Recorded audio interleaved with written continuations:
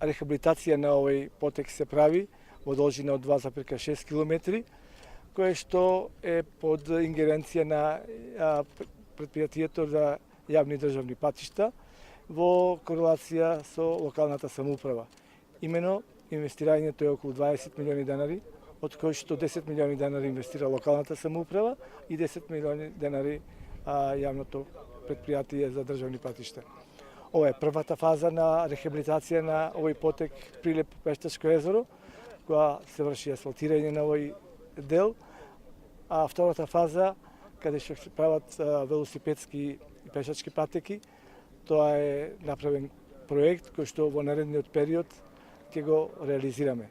Мислам дека со ова покажуваме, после 6 месеци од моето доаѓање на функцијата градоначалник на Прилеп, почнуваме со нашите проекти. Ова е еден од ветениот проект за асфалтирање на потекот Прилеп-Пештачкото езеро.